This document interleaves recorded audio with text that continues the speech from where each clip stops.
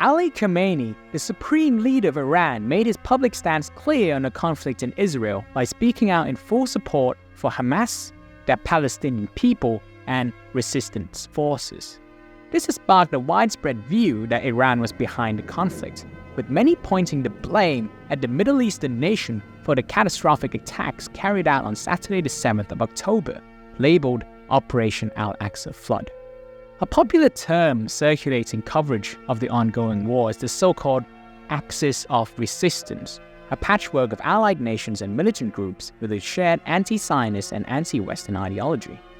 This insinuates that Hamas's attacks are merely one part of a wider coalition being constructed against Israel, a cog in Iran's destructive machine. But how accurate is this sentiment?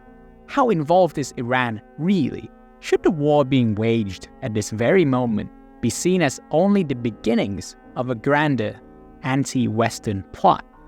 At first sight, the arguments for the idea of a greater conspiracy sounds convincing.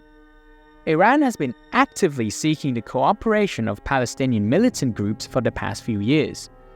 An estimated $100 million were given annually by the Iranian state to back various Palestinian militant groups such as the Palestinian Islamic Jihad and Hamas itself.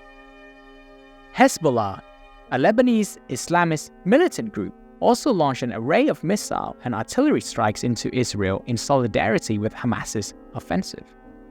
Hezbollah is a group founded by those wishing to replicate the Iranian state in Lebanon and took heavy influence throughout its existence from Iran's Islamic Revolutionary Guard.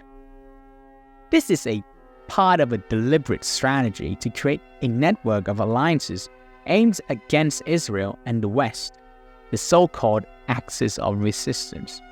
But it would be a mistake to think of the attacks on the 7th as proof of a client-state relationship between Iran and Hamas. For one, the Iranian state continues to take a public stance that attacks were spontaneous.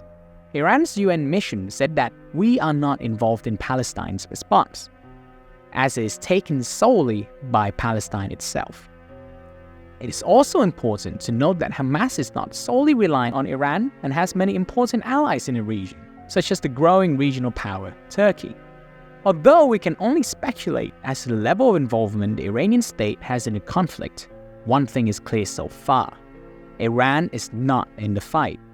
During this crucial moment, when the Gaza Strip is under siege, when water, supplies, and electricity is cut off from the area, Iran is still not directly involved. It seems clear that unless Iran commits to a multi-front war against Israel using its network of proxies in Syria and Lebanon, as well as its own military, Hamas stands alone.